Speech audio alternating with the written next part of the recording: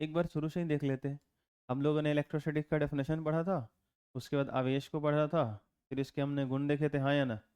ये सारी चीज़ें हमने पढ़ ली हैं। क्वांटमी करंट पढ़ा ही था, क्यू बराबर प्लस माइनस एन ई, ये सारा चीज़ हमने समझा था, ये सब उसके गुण थे। उसके बाद जो है सो कि यहाँ पे आवेशन चार्जिंग पढ़ा था ना, तो एक रगर के घर्षण द्वारा ना, एक इंडक्शन द्वारा चार्जिंग था, और एक कौन सा था, कंडक्शन, ये था। कूलॉम का नियम हमने देखा, इसका वेक्टर फॉर्म भी देखा हमने। ये परावैद्युतता या विद्युतशीलता देखा था हमने। किसी मीडियम का वो कैरेक्टरिस्टिक्स होता है, वो गुण होता है जो ये डिसाइड करता है कि दो बिंदुवत आवेशों के बीच फोर्स लगेगा तो कितना लगेगा। आई बात समझ में? ये डिसाइड करते हैं, थोड़ा परमिशन टाइप का देते हैं, मतलब फोर्स को चेंज कर देते हैं, बदल देते हैं। तो ये पढ़ा था हमने। यहाँ पे आता है आपका, शायद यहीं से हम लोग को आगे कंटिन्यू करना है, आपेक्षिक परावैद्युतता, या आप यहाँ चाहो तो आप सापेक्षिक भी बोल सकते हो, इंग्लिश में रिलेटिव परमिटिविटी बोलते हैं। ठीक है, ध्यान रखना। ये क्या होता है, ध्यान से सुनो मैं क्या कहना चाहता हूँ, कि अगर जो ये होता है परावैद्युतता, परमिटिविटी क्या होता है, ये वाला परमिटिविटी, ये जो होता है ना, तो निर्वात का कितना होता है बताओगे? एप्सिलॉन नॉट से दिखाते हो ना। इसका वैल्यू याद है आप लोगों को कि भूल गए? 8.85 इंटू 10⁻⁻12, याद है? ठीक। अच्छा, यूनिट तो इसका निकालना आसान है। डायमेंशन इसका बताया था, याद है कि भूल गए आप लोग? कैसे बताया था ना, एम एल टी ए, याद आया? और बोलो क्या बताया था? एक, हाँ वही, ठीक है। इधर दो, फिर इसका तीन, इसका चार। इन दोनों के पहले क्या लगाना है, और इन दोनों के पहले, यानी ए में -1, एल में -3 है डायमेंशन इसका, टाइम में 4 है, और करंट में 2 है। एम्पियर ए ना, एम्पियर नहीं है ये, ए करंट को इंडिकेट करता है, ये का डायमेंशन है ये। ठीक है, यही था ना। बड़ा ब्रैकेट में इसको दिखाते हैं। चलो, तो ये एक बार रिवीजन हो गया वैसे हम लोगों का। अब समझना जरा बात, आप लोगों में से सभी लोग जो हैं वो क्या बोलते हैं, एक पढ़ा होगा आपने अपवर्तनांक, पढ़ा होगा रिफ्रैक्टिव इंडेक्स 10th क्लास में। तो आप ऐसे बोलते थे ना कि निर्वात में प्रकाश की चाल सी से दिखाते थे, याद आया? और माध्यम में प्रकाश की चाल vm, speed of light in medium, ये कहलाता था रिफ्रैक्टिव इंडेक्स अपवर्तनांक, और दिखाते थे उसको म्यू से, और यहाँ लिखते थे m, उस माध्यम का अपवर्तनांक। ऐसा कुछ याद है आपको? और ऐसे लिखते थे, निर्वात या वायु में लगभग जो प्रकाश की चाल होती है 3 × 10⁸ मीटर प्रति सेकेंड, हाँ या ना? और जिस माध्यम का रिफ्रैक्टिव इंडेक्स निकालना होता था, जिस माध्यम का रिफ्रैक्टिव इंडेक्स निकालना होता था, उस माध्यम में प्रकाश की चाल, जैसे मान लो जल का निकालना है, तो 2.25 इंटू 10⁸ मीटर पर सेकेंड, आप ऐसा रखते थे, हाँ या ना? तो निर्वात में प्रकाश की चाल और बटा माध्यम में प्रकाश की चाल, ये सॉल्व करने पे हमको क्या मिल जाएगा, म्यू, और वाटर का रखे हो नीचे तो किसका मिलेगा, वाटर का। रिफ्रैक्टिव इंडेक्स, इसको सॉल्व करके आपका आ जाता था 4/3, 4/1.33। तो आप कहते थे कि जल का जो अपवर्तनांक होता है वो कितना होता है, 1.333, ऐसा कुछ बोलते थे आप। ठीक, एग्जैक्टली वही चीज नहीं है, बस समझाने का मैंने ये तरीका अपनाया। यहाँ पे अगर निर्वात है, वैक्यूम है, समझना बात, तो ये जो परमिशन देता है, इसकी जो परमिटिविटी होती है, इसकी जो विद्युतशीलता होती है, इसकी जो परावैद्युतता होती है, उसको हम लोग दिखाते हैं एप्सिलॉन नॉट से। परावैद्युतता को या विद्युतशीलता को एप्सिलॉन से दिखाते हैं, लेकिन जब हम लोग निर्वात की बात करते हैं तो यहाँ क्या लगाते हैं, नॉट। जहाँ पे कुछ भी नहीं हो उसके लिए सिंबल लगाया गया है जीरो, जीरो का मतलब नहीं, नॉट। वैक्यूम, फ्री स्पेस, निर्वात, आकाश, मुक्त आकाश, बहुत सारे नाम है इसके। इसका वैल्यू भी अभी मैंने लिखा था। अब मान लो कि दो पॉइंट चार्ज के बीच में कोई मीडियम आता है, तो फोर्सेस चेंज करते हैं, तो उसकी भी अपनी एक परमिटिविटी होती है, उसका भी अपना एक विद्युतशीलता होता है। वो भी दो चार्जेस के बीच लगने वाले फोर्स को डिसाइड करता है, वही परमिशन देता है। तो अगर कोई माध्यम है, ध्यान से सुनना मेरी बात, अगर कोई माध्यम है तो उसकी जो परावैद्युतता है, उसकी जो विद्युतशीलता है, उसको जो है सो कि हम लोग दिखाएंगे एप्सिलॉन। और अगर कोई मीडियम है तो हम लोग लिखेंगे एम। आई होप आप थोड़ा रिलेट कर पा रहे होंगे। ये किस, निर्वात में प्रकाश की चाल, ये निर्वात की विद्युतशीलता, ये किस में प्रकाश की चाल, बोलो? मीडियम में, ठीक है। बस यहाँ पे थोड़ा सा ध्यान ये रखना है कि यहाँ पे निर्वात में प्रकाश की चाल थोड़ा ऊपर हम लोग लिखते हैं। यहाँ पे आपको क्या लिखना है कि जो कोई माध्यम होता है, कोई मीडियम होता है, तो मीडियम की जो परमिटिविटी होती है ये ऊपर रहेगा एप्सिलॉन एम, और जो वैक्यूम वाला परमिटिविटी है वो आपका रहेगा नीचे। और इन दोनों का जो रेशियो होगा वो भी एक परमिटिविटी होगा, लेकिन इसी को हम लोग बोलेंगे रिलेटिव परमिटिविटी। क्या बोलेंगे? ठीक है, आई बात समझ में? ठीक है, ऐसा कुछ। तो एप्सिलॉन एम बटा एप्सिलॉन नॉट जो है ये आपका ये रिलेटिव परमिटिविटी कहलाएगा, और इसको हम लोग लिखेंगे क्या? Epsilon R. ऐसे आर लिख देंगे। आर क्यों लिखा हमने? रिलेटिव परमिटिविटी है, ठीक है। तो जैसे आप म्यू बराबर क्या लिखते हो? अपर्तनांक बराबर सी बटा वी है, ऐसे लिखते हो। यहाँ पे आपको लिखना है एप्सिलॉन एम बटा एप्सिलॉन नॉट। आई बात समझ में? थोड़ा सा इस चीज को यहाँ पढ़ते हैं, आई होप आपको थोड़ा सा यहाँ से क्लियर हो जाएगा। किसी माध्यम के, ध्यान से सुनना, दिखाई दे रहा है आपको? ठीक है। किसी माध्यम के निरपेक्ष परावैधता, मैंने कितनी बार आपको बताया होगा, निरपेक्ष शब्द का मतलब होता है अपना, एब्सोल्यूट जिसको आप कहते हो, ठीक है।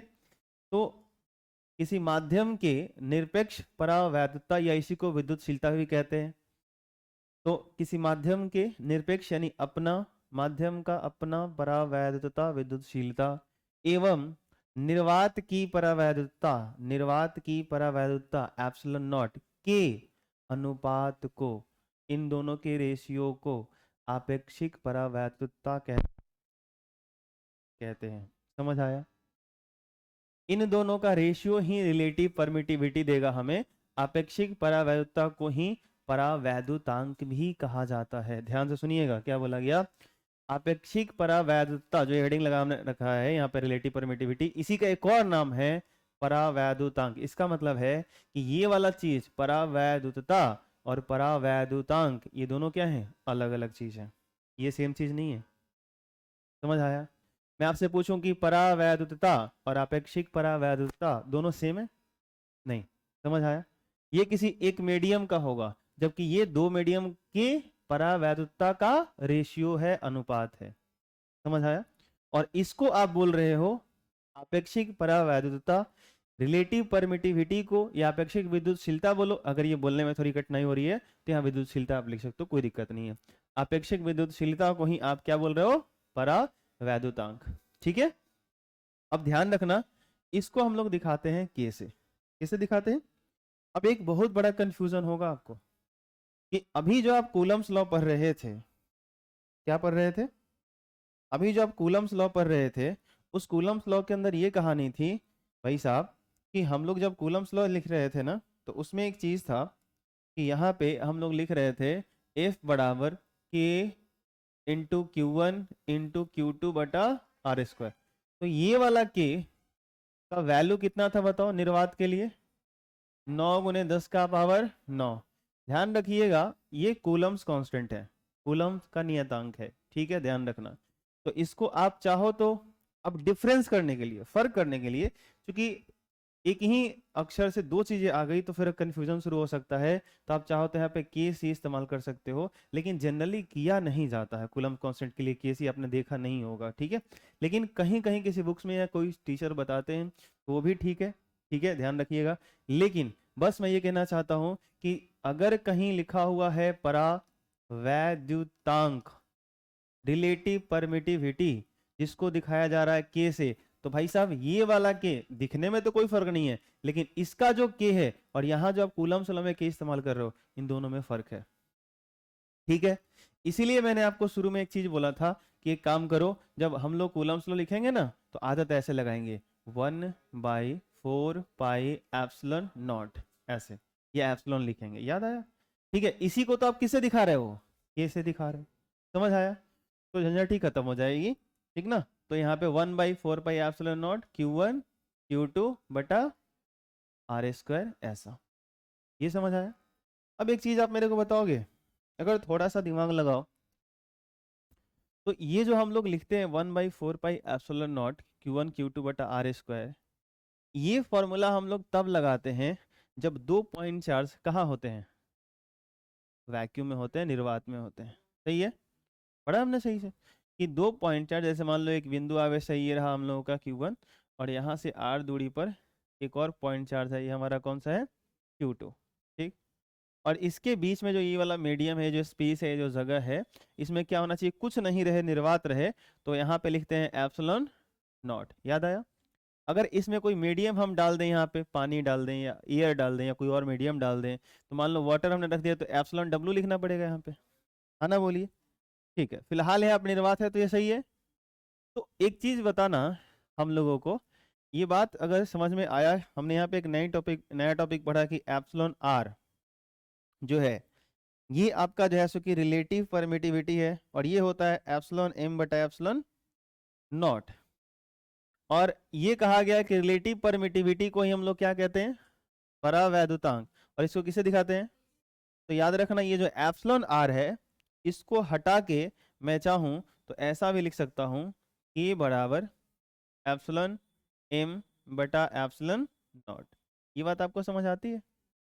ठीक है, तो ये चीज आप थोड़ा ध्यान रखना। मुझे ना ये बस समझाने के लिए लेना था, थोड़ा सा याद दिलाने के लिए कि 10th में ऐसा कुछ आपने पढ़ा है, रेशियो वगैरह करके निकाला है, तो इसलिए मैंने इसका इस्तेमाल कर लिया।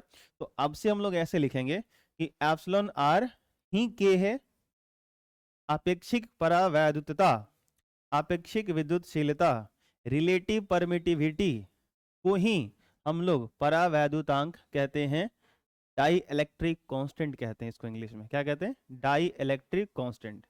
परावैद्युतांक को क्या बोलते हैं? Dielectric constant. ठीक है, और इसको दिखाते हैं किससे? के से दिखाते हैं, ध्यान रखिएगा। समझ आया? और एक फर्क बहुत अच्छा आपको बता रहे हैं, अगर पकड़ सको तो पकड़ लेना। जो के का वैल्यू होता है ना, जो कूलम्स लॉ में के हम लोग इस्तेमाल कर रहे हैं, जो यहाँ पे ये वाला के जो इस्तेमाल कर रहे हैं हम लोग, ये वाला, इसका वैल्यू जो होता है, मीडियम जैसे जैसे चेंज होगा उसके हिसाब से वो बदलेगा। ठीक है, लेकिन एक मीडियम के लिए, जैसे कहने का मतलब ये जो वैल्यू है, हर मीडियम के लिए एक कांस्टेंट होगा। जैसे कहने का मतलब है कि ये जो के का वैल्यू है, वाटर के लिए एक फिक्स होगा, एक वैल्यू होगा। जैसे पानी के लिए ऑलमोस्ट 80-81 के आसपास होता है इसका वैल्यू। ठीक है, जबकि उस के का वैल्यू कितना था? 9 × 10⁻9 निर्वात के लिए। ठीक है, दोनों में फर्क समझा देता हूँ, ये कर लेते हैं हम लोग पहले एक बार। एप्सिलॉन आर इज इक्वल की, ये दोनों एक ही चीज है, ध्यान रखना, बराबर, फॉर्मूला क्या याद रखोगे? एप्सिलॉन एम बटा एप्सिलॉन नॉट। तो ये दोनों अलग अलग लिख लो, या दोनों को ऐसे आप साथ में लिखो, दोनों एक ही चीज है। ठीक है, अब अगर हम लोग चाहें ना, तो इसको बड़े आसानी से ऐसा कर सकते हैं, ये एप्सिलॉन नॉट इधर भाग में, इधर गुणा में भेज सकते हैं। तो एक काम करो, ये करो, के और एप्सिलॉन नॉट को इधर गुणा में भेज दो, तो के इंटू क्या हो जाएगा? एप्सिलॉन नॉट बराबर बोलो एप्सिलॉन एम। और जैसे आप याद रखते हो ना कि निर्वात में, वायु में प्रकाश की चल कितनी होती है? 3 × 10⁸ होता है ना, मीटर पर सेकेंड। वैसे याद रखना, ये जो निर्वात के लिए होता है, के जो होता है, जरा बताओगे के क्या है? यहाँ पे इसको क्या बोल रहे हैं हम लोग? के को परावैद्युतांक। ठीक है, या इसी को एक और नाम ऊपर देखो, हाँ ठीक है। निर्वात के लिए याद रखिएगा थोड़ा सा, जो के का वैल्यू है, एग्जाम में कितनी बार पूछा है? ठीक है, 1 होता है। कितना होता है? निर्वात के लिए के का वैल्यू कितना होता है? 1 होता है। ठीक है, धीरे धीरे फीलिंग आ जाएगी 1 क्यों होगा। ठीक है, और एक बड़ा फेमस क्वेश्चन है मेटल के लिए, धातु के लिए। धातु के लिए जो के का वैल्यू होता है मेटल के लिए, वो आपका जो है सो कि धातु के लिए बोले तो, इस मेरा धातु से ये मतलब है कि चालक के लिए, कंडक्टर के लिए। इसके लिए चालक के लिए, धातु के बगल में ऐसे ब्रैकेट में चालक आप लिख लेना, नीचे मैंने लिख दिया। धातु के लिए, मेटल के लिए, चालक के लिए जो के का वैल्यू होता है, ये आपका होता है इन्फिनिटी होता है, अनंत होता है। क्या होता है? अनंत होता है। अब ये दोनों जो वैल्यूज है ना, कि इसके लिए इन्फिनिटी, इसके लिए 1, इसका जैसो कि थोड़ा सा एहसास आगे होगा, अब थोड़ा वेट कर लेना कि ऐसा क्यों हो रहा है। तो अब अगर इसका वैल्यू हमको समझ में आता है कि निर्वात के लिए 1 होता है, तो जो कूलम्स लॉ है ना, थोड़ा सा उसको हम लोग अब ठीक करेंगे और अच्छे से। ठीक है, और फिर हमें कहीं कोई तकलीफ नहीं होगी। कूलम्स लॉ हम लोग ऐसे लिखते हैं, 1/4 पाई, यहाँ क्या लिखते हैं? अच्छा एक बात बताओ, एप्सिलॉन तो आप लिखते हो, लिखना चाहिए हमको एप्सिलॉन। हम एप्सिलॉन नॉट तो इसलिए लिखते हैं कि हम ये मान के चलते हैं कि 2 पॉइंट चार्ज के बीच में क्या है? निर्वात है ना? बोलो, अगर किसी मीडियम के लिए लिखना हो तो मुझे क्या लिखना चाहिए? सर जरा सोच के बताओ, एप्सिलॉन एम लिखना चाहिए कि नहीं लिखना चाहिए? अगर निर्वात है तो एम की जगह नॉट लिख दूंगा, अगर वाटर है तो W लिख दूंगा। अरे हाँ ना बोलिए, समझ आया? जो मीडियम होगा उसका यहाँ लिख दूंगा मैं। तो 1/4πε, ये तो सबको पता है, Q1 Q2 बटा R²। अभी अभी आप पढ़ के आ रहे हो कि जो K होता है, देखो यहाँ जो इसको K मानते हो, ये जो K मानते हो अलग है। ठीक है, मैं बार बार कह रहा हूँ, K बराबर क्या पढ़ा आपने, जरा बताओगे? एप्सिलॉन M बटा एप्सिलॉन, जरा इसको इधर भेजो, तो क्या हो जाएगा? एप्सिलॉन नॉट इंटू K हो जाएगा, बराबर एप्सिलॉन। अब मैं चाहूं अगर तो ये जो मीडियम वाला एप्सिलॉन है इसके जगह पे उठा के इन दोनों को रख सकता हूं। तो अगर मैं रख दूं तो F बराबर क्या बनेगा, जरा बताओगे? 1/4π एप्सिलॉन नॉट इंटू K, आगे बोलना जरा, Q1 Q2 बटा R²। अब अभी अभी मैंने उधर कहीं डेटा लिखा था कि निर्वात के लिए K का वैल्यू कितना, 1, परावैद्युतांक का वैल्यू कितना, 1, अपेक्षिक विद्युतशीलता 1, सब वही चीज है। तो यहाँ अगर 1 हो जाएगा तो फिर से वही आ जाएगा क्या निर्वात के लिए, 1/4π एप्सिलॉन नॉट Q1 Q2 बटा R²। ये समझ आती बात आपको? बोलो हाँ या ना, कोई दिक्कत? अब यहाँ पे अच्छी बात इसके अंदर क्या है ना कि निर्वात के लिए ये 1 होगा तो आप बार बार देखो, बार बार हम लोग जेन्युइन तौर पे क्या करते हैं, यही यूज करते हैं, 1/4π एप्सिलॉन Q1 Q2 R²। लेकिन अब याद यही रखना, सबसे बेस्ट ये है, ठीक है? ये K वाला भूलना मत, बस ये दिमाग में ये रखना कि यहाँ पे K का वैल्यू 1 होता है, इसलिए निर्वात में हमको ये दिखाई नहीं देता।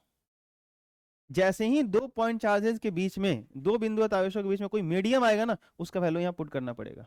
अगर मैं यहाँ पे क्वेश्चन आपको ये दे दूं, ये रहा Q1 चार्ज, ये रहा Q2 चार्ज, बीच का डिस्टेंस है R, यहाँ मैंने मीडियम बोला कि वाटर है, पानी है, ऐसा कुछ, फाइंड फोर्स बिटवीन देम, इन दोनों के बीच फोर्स को फाइंड करो।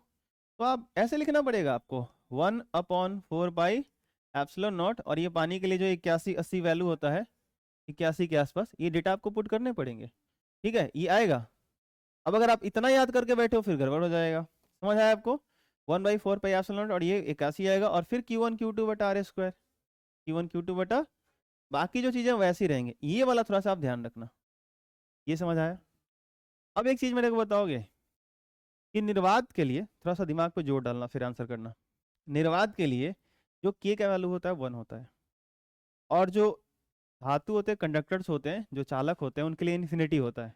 बाकी जो मीडियम आता है उनका वैल्यू 1 और इन्फिनिटी के बीच का होता है। ठीक है, ये बात सही से सोच लेना। अब मेरे को बताओगे कि अगर निर्वात छोड़ करके कोई मीडियम दो पॉइंट चार्जेस के बीच में आता है, तो फोर्स को वो कम करेगा या बढ़ाएगा, घटाएगा या बढ़ाएगा?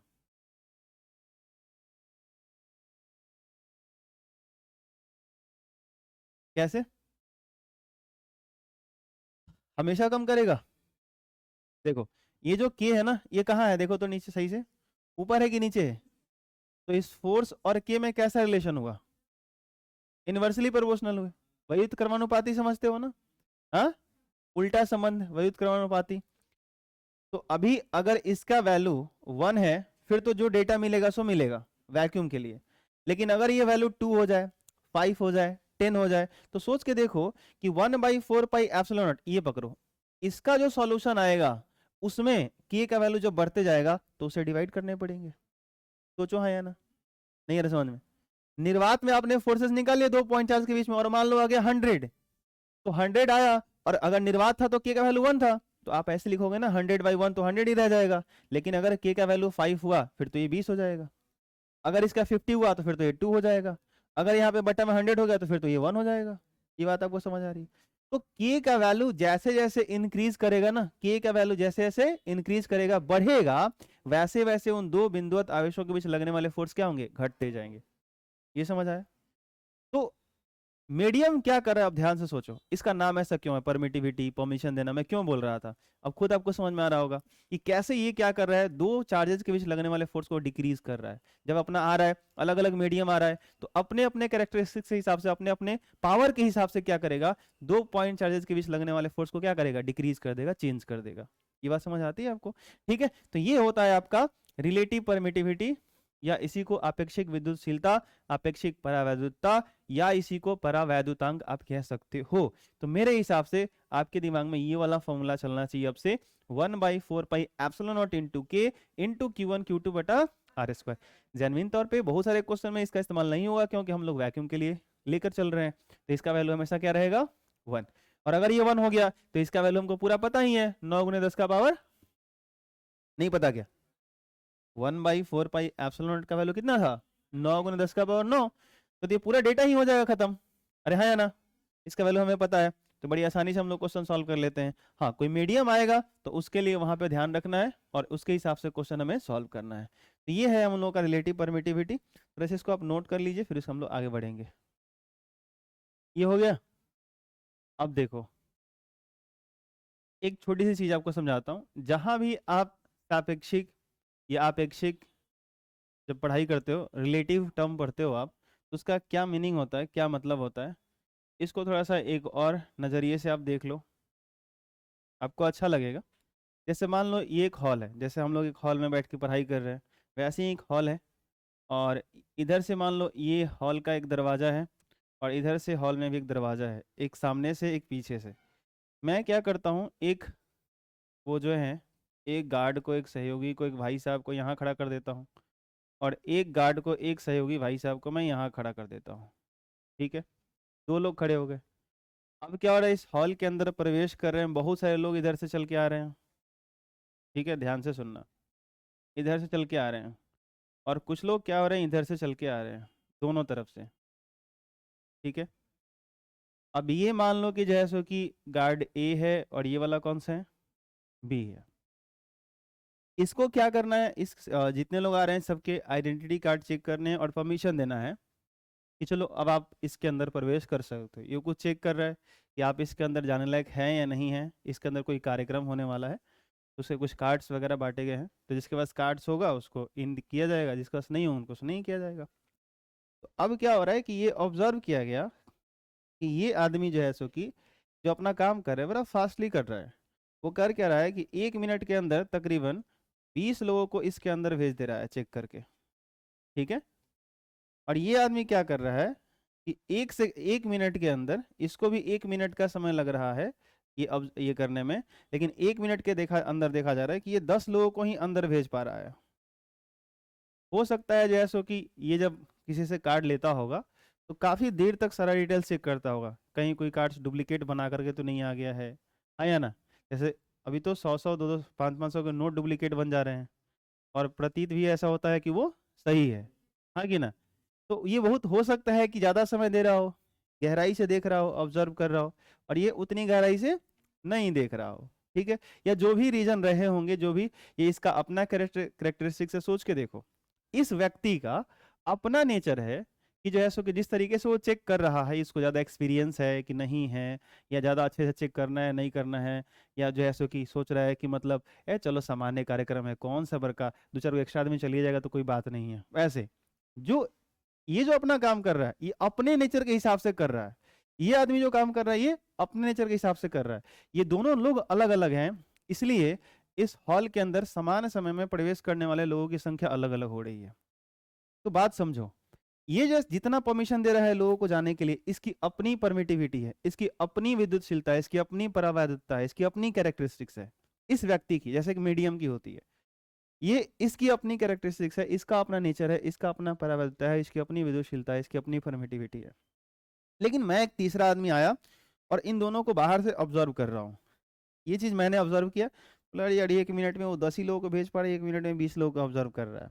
तो अगर मैं कंपेयर करूँ कि जितना परमिशन वो दे रहा है और जितना परमिशन ये दे रहा है, इन दोनों का रिलेटिव नेचर में फाइंड करूँ कि कौन कितना ज़्यादा कर रहा है, कितना टाइम ज़्यादा या कम, तो मैं क्या करूँगा, एक काम कर सकता हूँ सिंपल, कि ये जितने लोगों को 1 मिनट के अंदर भेज रहा है, ये जितने लोगों को 1 मिनट के अंदर भेज रहा है, मैं कुछ नहीं करूँगा, एक का वैल्यू ऊपर रख दूंगा, दूसरे का वैल्यू नीचे रख दूंगा, ये कट करके सॉल्व कर लूंगा। ठीक है, तो मैं लिख दूंगा एज ए, ये गार्ड बी का था और बटा गार्ड ए का था। ये जो रिजल्ट मिलेगा मैं इसको क्या बोलूंगा, रिलेटिव परमिशन, अपेक्षिक। ये बात आपको समझ में है कि मैं ये देखना चाहता हूं कि वो वाला आदमी जो है 1 मिनट में इससे कितना गुना कम भेज रहा है। या मैं ये देखना चाहता हूँ कि ये वाला आदमी उसके रिस्पेक्ट में कितना गुना ज्यादा भेज रहा है। ये बात आपको समझ में आ रही है? तो जब आप परमिटिविटी पढ़ते हो ना, जो ये आपने लिखा, अगर आप इस बात को समझने की कोशिश करो फिर से एक बार, कि आप कह रहे हो कि सर छूट गया था शायद, तो ये समझने की कोशिश करो, तो ये परमिटिविटी क्या है? किसी एक मीडियम का अपना कैरेक्टरिस्टिक्स है कि वो दो बिंदुवत आवेशों के बीच लगने वाले फोर्स को डिसाइड कर रहा है, ठीक है। लेकिन अगर आप रिलेटिव परमिटिविटी की बात कर रहे हो तो इसमें दो मीडियम आ रहे हैं, और एक मीडियम जितना दो बिंदुवत आवेशों के बीच लगने वाले फोर्स को परमिशन दे रहा है, दूसरा मीडियम जो दो बिंदुवत आवेशों के बीच लगने वाले फोर्स को डिसाइड कर रहा है, परमिशन दे रहा है।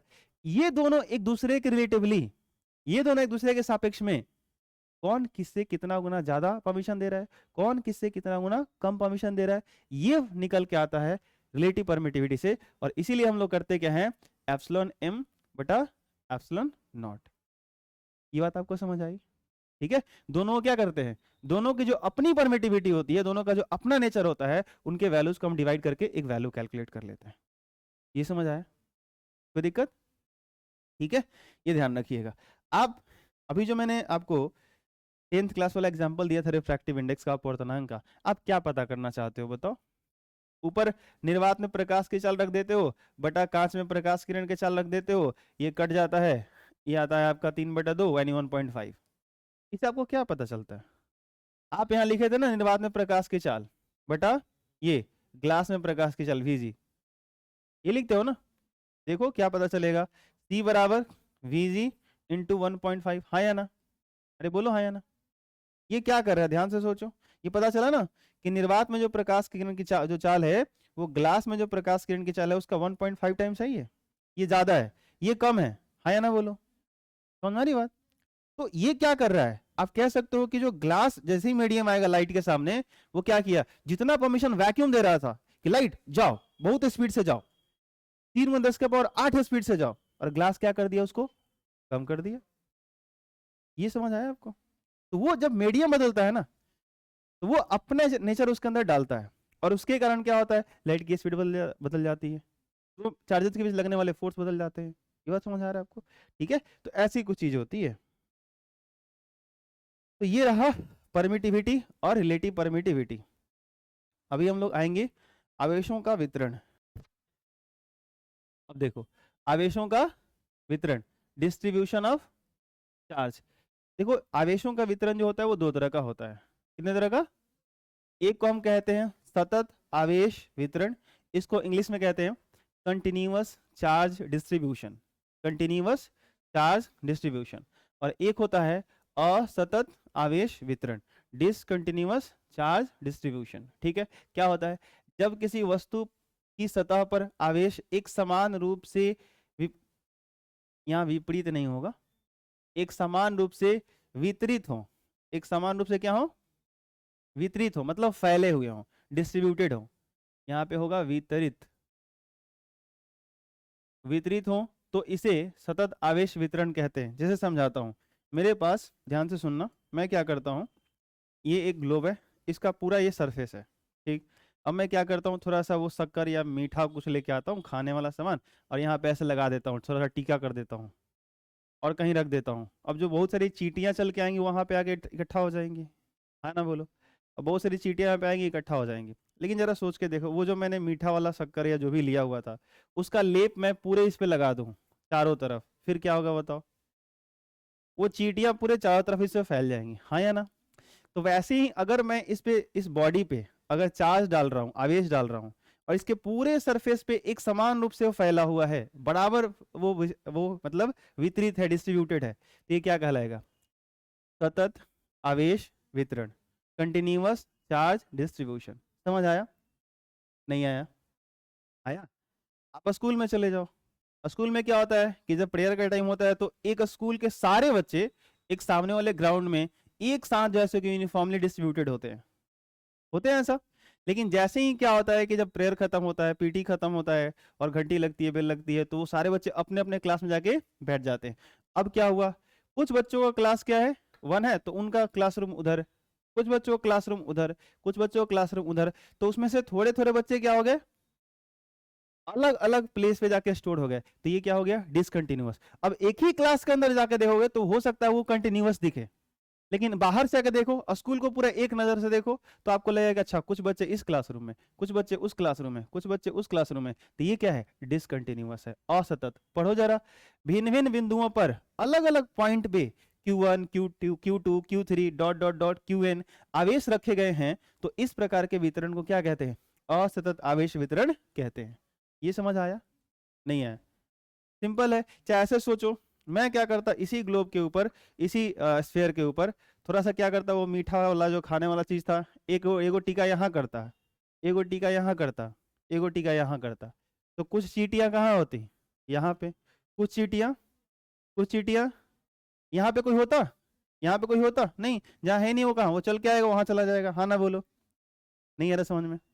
ज्यादा संख्या, आपको अगर सर वहां पे उस पे इसे घूम रही होंगी इधर उधर, ठीक है भाई, घूम रहे होंगी, उसको छोड़ दो। ज्यादा संख्या में तो यहीं पे स्टोर होंगे ना जहां लगा था, हाँ या ना? तो ये क्या है? डिसकंटिन्यूअस। क्या है बोलो? क्लियर हुआ कि भारी है? आप में से हो सकता है कई लोग पार्क में गए होंगे। पार्क में गए आप लोग? तो क्या होता है पार्क में, देखा आपने क्या होता है? कुछ वो, अगर आप फैमिली के साथ जाओगे तो जैसे कि एक फैमिली जो है वहां बैठी होती है, दूसरी फैमिली वहां बैठी होती है, चौथी फैमिली कहीं और बैठी होती है। हाँ ना बोलो? बोलो, समझ में आया? तो बताओ, पार्क के अंदर जो कहानी होती है वो डिसकंटिन्यूअस है या कंटिन्यूअस है?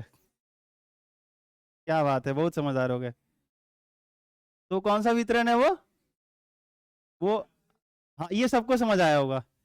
तो वो असतत वितरण है कि नहीं? डिसकंटिन्यूअस पीपल डिस्ट्रीब्यूशन है कि नहीं? अरे वो चार्ज डिस्ट्रीब्यूशन थोड़ी था। हाँ, वो पीपल डिस्ट्रीब्यूशन था। ठीक है, तो ये होता है सतत और ये होता है असतत। जैसे एग्जाम्पल के तौर पे अगर इसका मैं एग्जाम्पल देना चाहूँ, तो मुझे क्या करने पड़ेंगे? एक पॉइंट लिया मैंने और यहाँ पे बोला चार्ज है, क्या है बोलो? Q1। मैंने यहाँ पॉइंट दिखाया, इस पे चार्ज कौन सा है? Q2। यहाँ एक पॉइंट लिया, यहाँ पे चार्ज क्या दिखा दिया? Q3। अब हो सकता है यहाँ पे 2 माइक्रोकुलम चार्ज हो, यहाँ पे 3 माइक्रोकुलम चार्ज हो, यहाँ 5 माइक्रोकुलम चार्ज हो। आई बात समझ में? ये डिसकंटिन्यूअस डिस्ट्रीब्यूशन हो गया। समझ आया? लेकिन ऐसे ही मैं क्या करूँ, एक रिंग ले लूँ, जो हाथ में काड़ा पहनते हो ना, ये बल्ला, ये जो पहनते हो आप, और इसमें मैं क्या करूं कि वो जो है सो कि बहुत सारे चार्ज डाल दूं, और वो चार्जेस क्या हो, इस बल्ले पर पूरा का पूरा पॉजिटिव चार्ज हो, और ये कुछ ऐसे इस पूरे बल्ले पर यूनिफॉर्मली एक समान रूप से पूरे बल्ले पर फैला हो। ये क्या है? कंटिन्यूअस चार्ज डिस्ट्रीब्यूशन, सतत आवेश वितरण। ये समझ आया? ठीक है, पूरा एक समान रूप से पूरे बल्ले पर ऐसे ये फैला हुआ, तो ये कंटिन्यूअस कहलाएगा, ये डिसकंटिन्यूअस कहलाएगा। क्लियर है आप सबको? कंफ्यूजन? तो इसकी कोई कैटेगरी नहीं है, इस पे ज़्यादा ध्यान नहीं देना। इसके लिए हम लोग अभी एक पढ़ेंगे, प्रिंसिपल ऑफ सुपरपोजिशन, अध्यारोपण का सिद्धांत, कैसे इससे क्वेश्चन आता है। और ये जो होता है सतत आवेश वितरण, ध्यान से सुनना, सतत आवेश वितरण, इसी का जो है सो की कैटेगराइजेशन था, इसी का क्लासिफिकेशन था यहाँ पे। ये जो आवेशों का वितरण यहाँ हेडिंग लगा था ना, ये बेसिकली यहाँ पे नहीं होना चाहिए था, ये वहां होना चाहिए था। समझ आया आपको? Distribution of charge. अब जो सतत आवेश वितरण था वो 3 टाइप के होते हैं। कितने टाइप के? फिर से, आवेशों का वितरण क्या होता है? समझ आया? आवेशों का वितरण का मतलब आवेशों का फैलाव, आवेशों का प्रसार, आवेशों का वितरण करना, आवेशों को जैसे कि चारों तरफ रखना। ठीक है, अब कैसे रख रहे हो? अगर थोड़ा थोड़ा चार्ज अलग अलग रख दिए तो ये कैसा हो गया? असतत आवेश का वितरण हो गया। अगर आपने किसी वस्तु पे रखा और एक समान रूप से पूरा फैल गया तो सतत आवेश वितरण है। अब जो उसमें से सतत आवेश वितरण है, सुन रहे हैं आप लोग ध्यान से, उसमें से जो सतत आवेश वितरण है, कंटिन्यूअस चार्ज डिस्ट्रीब्यूशन है, जो कंटिन्यूअस चार्ज डिस्ट्रीब्यूशन है उसके 3 कैटेगरी होते हैं, 3 टाइप में उसको बांटा गया है। पहला, रेखीय आवेश वितरण, लीनियर चार्ज डिस्ट्रीब्यूशन। यदि किसी रेखीय वस्तु पर आवेश एक समान रूप से फैला हुआ हो तो उसे रेखीय आवेश वितरण कहते हैं। और यही चीज मैं आपको एक दिन बता रहा था जब रॉड वाला क्वेश्चन बता रहा था। ये देखो, एक रॉड है, ध्यान से सुनना, एक रॉड है। अब देखो यहाँ पे क्या है ना, मैं चाहूं तो इसको और भी पतला कर सकता हूं, ध्यान रखना, इसको और पतला कर देता हूं। मतलब इसकी जो चौड़ाई और मोटाई वगैरह है इसको आप नेग्लेक्ट मान सकते हो, मतलब नजरअंदाज कर सकते हो इसकी लंबाई की तुलना में। मैं आपसे पूछूं इसमें क्या दिख रहा है? इसमें सबसे ज्यादा क्या दिख रहा है? लेंथ दिख रहा है। इसकी चौड़ाई मोटाई उतनी नहीं समझ आती, आई बात समझ में? और पतला कर सकते हैं बट कोई दिक्कत नहीं। अब इस पे अगर आप चार्ज डालोगे और पूरे इस रॉड पे, जैसे कि अगर ये यूनिफॉर्मली डिस्ट्रीब्यूटेड है, एक समान रूप से ये फैला हुआ है, तो ये कहलाएगा आपका क्या? रेखीय आवेश वितरण, लीनियर चार्ज डिस्ट्रीब्यूशन। समझ आया? अब इसी पर जो टोटल चार्ज ही होगा इसका कुछ वैल्यू होगा और मान लेते हैं वो कितना है Q। और अगर लीनियर है तो इस रॉड की कुछ लंबाई होगी L। तो अगर पूरे लंबाई पर आवेश Q है तो एकांक लंबाई पर आवेश क्या होगा? और बहुआ एकांक लंबाई पर जो आवेश होता है उसी को रैखिक आवेश घनत्व कहते हैं, लीनियर चार्ज डेंसिटी कहते हैं, और इसी को दिखाते हैं लैम्डा से। आया समझ में? ध्यान रहेगा? बोलो बोलो। ये देखो आगे तो था ही, रैखिक आवेश घनत्व लीनियर चार्ज डेंसिटी, इसको लैम्डा से दिखाते हैं। हाँ ठीक है भाई, अभी हंस लो, कोई दिक्कत नहीं, जिंदगी हंसेगी तुम्हारे ऊपर, एक बार लिख के रखना, ठीक है। रैखिक आवेश घनत्व का एसआई मात्रक क्या होगा? सेंटीमीटर। कूलम प्रति मीटर, यहाँ ये बड़ा सी होगा, कूलम प्रति मीटर। अरे चार्ज है ना ऊपर, कूलम होगा, बटा में लेंथ है तो मीटर होगा, कूलम प्रति मीटर, ठीक है। हाँ ये देखो इसकी डायमेंशन कैसे निकाली जाएगी, देखो ऊपर क्या था? चार्ज, तो आवेश का एटी हमने सीखा था शुरू में ही, और नीचे लेंथ था तो एल हो जाएगा। तो देखो मास नहीं होता लेकिन स्टार्टिंग वहीं से करते हैं, तो एम में डायमेंशन इसका है ही नहीं तो जीरो कर दो, एल ऊपर जाएगा तो -1, और एटी ऊपर था तो एटी रखो ना, कोई दिक्कत नहीं है, चलेगा। अरे बोलो हाँ या ना। और फॉर्मूला नहीं भूलना, आज के बाद लैम्डा का फॉर्मूला क्या रहेगा? बोलो, क्यू बाई, समझ आया? अरे बोलिए हाँ या ना।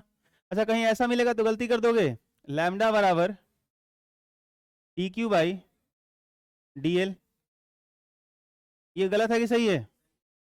बोलो हाँ या ना। नहीं समझ आया? इसका क्या मतलब हुआ? थोड़े से लंबाई पे थोड़ा सा चार्ज, थोड़े से लंबाई पे, थोड़े से लंबाई पे थोड़ा सा, समझ आया? कोई दिक्कत?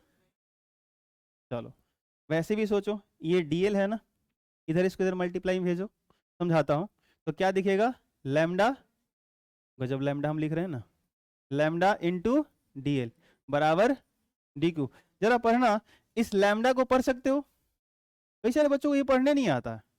लैम्डा आप लोग कर, लैम्डा क्या होता है बताओ इसका डेफिनेशन?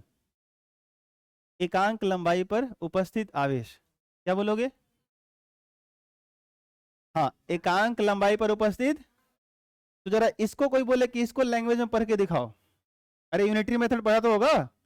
तो एकांक लंबाई पर उपस्थित आवेश अगर ये है तो ये क्या पूरा पढ़ाएगा कि डीएल लंबाई पर उपस्थित आवेश। अगर एकांक लंबाई पर उपस्थित आवेश को ही तो लैम्डा बोल रहे हो, तो डीएल लंबाई पर कितना हो जाएगा? DL into lambda. और डीएल लिए हो तो डीएल कितना होता है, कितनी बार बताया मैंने, बहुत छोटा होता है। और बहुत अगर छोटा होगा तो उस पर जो आवेश होगा उसको क्या बोलोगे? D q. तो लैम्डा इंटू डीएल हमेशा क्या रहेगा? D q. Lambda into dl, lambda into dx, हमेशा ये क्या बनेगा? डी क्यू बनेगा, ध्यान रखना आप। समझ आया? अरे बोलो, ठीक है, ये ध्यान रखोगे। दूसरा, सतही आवेश वितरण। फिर से आवेशों का वितरण कितने तरह के होते हैं? दो। कौन कौन? सतत और असतत, कंटिन्यूअस और डिसकंटिन्यूअस। कंटिन्यूअस का क्या मतलब होता है? किसी भी वस्तु पर एक समान रूप से फैला हुआ। डिसकंटिन्यूअस का क्या मतलब है? अलग अलग पॉइंट पे थोड़े थोड़े चार्ज हो। अब जो सतत होते हैं, कंटिन्यूअस चार्ज डिस्ट्रीब्यूशन होता है, उसके तीन कैटेगरी होते हैं, तीन प्रकार के होते हैं। एक होता है पहला रैखिक आवेश वितरण। जब एक रॉड होती है, एक रैखिक वस्तु होता है, लीनियर वस्तु होता है जिसमें एक ही डायमेंशन होते हैं, उस पर अगर बहुत सारे चार्ज डाल रहे हो और वो पूरा यूनिफॉर्मली डिस्ट्रीब्यूटेड है, एक समान रूप से उस पर फैला हुआ है, तो वो कहलाता है रैखिक आवेश वितरण। रैखिक आवेश वितरण में ही हमने पढ़ा रैखिक आवेश घनत्व क्या होता है? एकांक लंबाई पर उपस्थित आवेश को ही रैखिक आवेश घनत्व कहते हैं। कैसे फाइंड किया हमने कि एल लंबाई पर टोटल चार्ज है क्यू, तो एकांक लंबाई पे क्यू बटा एल, इसको हम दिखाते हैं लैम्डा से, लैम्डा बराबर क्यू बाई एल। मात्रा क्या बनेगा? कूलम प्रति मीटर। डायमेंशन निकाला ही हमने, देखा आपने, ठीक है। अब आते हैं कि अगर, ध्यान से सुनना, जैसे मान लो कि मेरे पास एक रॉड है और इस पे हमने पूरा चार्ज डाल दिया, यूनिफॉर्मली फैल गया। मेरे पास कोई ऐसा सीट भी तो हो सकता है ना? बोलो, सरफेस हो सकता है, इसके ऊपर इसका एक क्षेत्रफल है और पूरा जो है सो कि चार्ज इस पूरे सरफेस पे फैला हो, तो इसको मैं रैखिक तो नहीं कह सकता, लीनियर नहीं कह सकता, क्योंकि इसके पास एरिया है, इसके पास एक क्षेत्रफल है, सतह है, सरफेस है, तो इसको बोलेंगे surface charge distribution. Linear charge distribution इसके लिए नहीं बोलेंगे, क्या बोलेंगे? सरफेस चार्ज डिस्ट्रीब्यूशन, सतही आवेश वितरण, ठीक है। क्या बोला गया? वैसे ही है, किसी वस्तु की सतह पर आवेश एक समान रूप से फैला हुआ हो तो उसे क्या बोलेंगे? सरफेस चार्ज डिस्ट्रीब्यूशन, सतही आवेश वितरण बोलेंगे। और इस यहीं पे फिर एक नया चीज फिर से डिफाइन होगा, सतही आवेश घनत्व, सरफेस चार्ज डेंसिटी। और यहां निकालोगे वो फॉर्मूला, तो सोचो कैसे निकालेंगे। हम लोग पहले बोला करते थे लेंथ पे, इस बार जैसे मान लो मैंने एक सीट ले लिया, ये एक सीट ले लिया, इसका कुछ एरिया होगा, क्या होगा, इसका कुछ क्षेत्रफल होगा, और क्षेत्रफल मान लो कि इसका क्या है ए, और इस पूरे क्षेत्रफल पे चार्ज यूनिफॉर्मली एक समान रूप से जो है सो कि फैला हुआ है, डिस्ट्रीब्यूटेड है। और ये जो टोटल चार्ज है, अगर मान लो इसके सरफेस पे टोटल चार्ज हमने कैलकुलेट किए और टोटल चार्ज हमको मिला क्यू, तो यहाँ कैसे डिफाइन करेंगे इस डेंसिटी को, कि एक ये पूरे एरिया पर टोटल चार्ज कितना है क्यू, तो यूनिट एरिया पर कितना होगा क्यू बाई ए। और इसको हम लोग दिखाते हैं बउआ सिग्मा से, किससे दिखाते हैं, तो सिग्मा बराबर फॉर्मूला क्या बना, जोर से बोलो, क्यू बाई, मात्रक खुद से निकालो, चार्ज ऊपर है तो कूलम हो जाएगा, ये बड़ा सी, ठीक है, कूलम, और बटा में एरिया है तो क्या होगा मीटर स्क्वायर। डायमेंशन निकालना आपको आता है, नीचे ऊपर क्या हो जाएगा चार्ज का 80, और नीचे मीटर स्क्वायर है तो क्या हो जाएगा एल का डायमेंशन 2 हो जाएगा, फिर ऊपर भेज दो, एम का 0 रहेगा, एल का क्या हो जाएगा -2 होगा, -1 नहीं होगा, यहाँ पे -2 होगा, 80 है 80 रहेगा। बोलिए समझ आया कि नहीं है, कोई दिक्कत। तो अगर मैं आपसे पूछूं कि लैम्डा क्या है तो क्या बोलोगे, क्यू बाई, ठीक है बढ़िया, बोलिए क्यू बाई, ये अच्छी बात है, लेकिन एक बार ध्यान रखिएगा, बोलिएगा इसको रैखिक आवेश घनत्व, लीनियर चार्ज डेंसिटी। और बार बार ये बोलिएगा ना, एकांक लंबाई पर उपस्थित आवेश, चार्ज ऑन यूनिट लेंथ, समझ आया बात, चार्ज ऑन यूनिट लेंथ, एकांक लंबाई पर आवेश, ऐसे बोलो। लैम्डा क्या है, एकांक लंबाई पर आवेश। मैं पूछूं सिग्मा क्या है, आप बोलोगे एकांक क्षेत्रफल पर आवेश, नहीं आ रहा समझ में, सिग्मा क्या है, एकांक क्षेत्रफल पर आवेश। लैम्डा क्या है, ये बात जब तक आपके दिमाग में नहीं बैठता प्लीज बोलना, क्योंकि जिस दिन आपको ये बोलने आ गया ना कि लैम्डा सर एकांक लंबाई पर उपस्थित आवेश होता है, उस दिन शंभू सर आपसे पूछेंगे ना कि बताओ कि मेरे पास एक छोटा सा रॉड है डीएक्स लंबाई का, डीएक्स लंबाई का, इस डीएक्स लंबाई पर चार्ज कितना होता है, तो आप पढ़े वो लैम्डा क्या चीज होता है, एकांक लंबाई पर उपस्थित आवेश, तो डीएक्स पे कितना हो जाएगा डीएक्स लैम्डा। मैंने आपसे पूछा कि मेरे पास एक छोटा सा एरिया है, छोटा सा एरिया है, हल्का सा एरिया है, और वो एरिया है डीए, बताओ इस पे चार्ज कितना आएगा, सिग्मा इंटू डीए। यहाँ लैम्डा इंटू डीए कर दोगे क्या, लैम्डा इंटू डीए क्यों करोगे यार, सिग्मा इंटू डीए होगा ना, ये एरिया में पूछा जाएगा तो क्या करोगे सिग्मा इंटू डीए, क्योंकि एकांक क्षेत्रफल पे जो चार्ज होता है उसको किसे दिखाते हो सिग्मा से, है ना, बोलो। तो डीए एरिया पे कितना होगा डीए इंटू सिग्मा, ये बात समझ आ रहा है आपको, नहीं आ रहा समझ में, ठीक है, ये ध्यान रखना। तो ये चीज होती है, लास्ट खत्म, आयतनिक आवेश वितरण, वॉल्यूम चार्ज डेंसिटी। अब इसके लिए उतना टाइम नहीं देना, आप समझ जाओगे। यदि किसी वस्तु के अंदर, जैसे ये है ना, ये इसके अंदर, इसके सरफेस पे नहीं, समझ आ रही बात, इसके अंदर वाले सिर्फ चार्ज की बात की जाए, अच्छा इसके अंदर भी एक सरफेस होगा, होगा, अगर उसमें चार्ज है तो उस चार्ज को भी छोड़ के सिर्फ अंदर वाले चार्ज की बात, थोड़ी ये ध्यान रखना, ठीक है, जो इसके वॉल्यूम में हो, जो इसके आयतन में हो। यदि किसी वस्तु के अंदर आवेशों का, फिर विकिरण यहाँ पे हो गया, वितरण होना चाहिए, वितरण, यदि किसी वस्तु के अंदर आवेशों का वितरण एक समान रूप से हो तो इसे आयतनिक आवेश वितरण कहेंगे। और यही फिर एक और चीज डिफाइन होगा, आयतनिक आवेश घनत्व, वॉल्यूम चार्ज डेंसिटी। और याद रखना इसको दिखाते हैं रो से, यहाँ पे लिखा था कहीं सिग्मा, नहीं, यहाँ लिख लो सिग्मा ब्रैकेट में, इधर लैम्डा कहीं था, हाँ था, लैम्डा सिग्मा, और इसको दिखाते हैं, हाँ रो से दिखाते हैं, ठीक है, रो ऐसे पढ़ सकते हो, ऐसे लिखते हैं इंग्लिश में, ठीक है। ये कैसे निकलेगा बता सकते हो, कैसे डिफाइन किया जाएगा।